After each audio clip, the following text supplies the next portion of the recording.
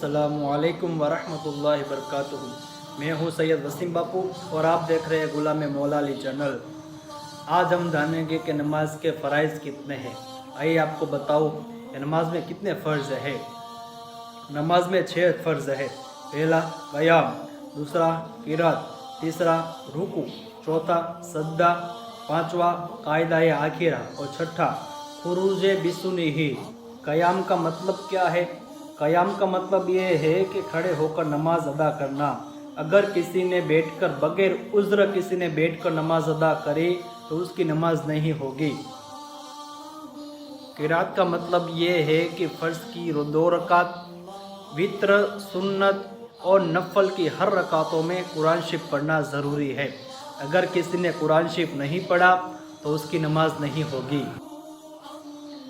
रुकू का मतलब ये है कि हाथ घुटने तक ले जाइए और पेट सीधी रखे और पेट और सर ऊंचा नीचा न रखे, सर पेट के बराबर रखे, उसको रुकू कहते हैं।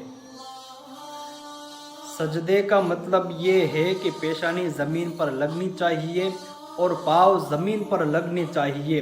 अगर पाँव ज़मीन पर नहीं लगे तो नमाज ना होगी, बल्कि उंगली की नोक भी ज़मीन पर लगी तो नमाज ना होगी।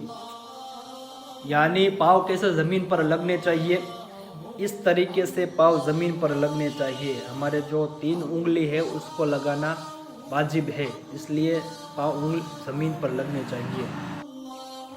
कायदा आखिरा का मतलब ये है कि नमाज की रकात पूरी करने के बाद अत्तहियात से लेकर व रसूल तक बैठना फ़र्ज़ है। इसको कायदा आखिरा कहते हैं।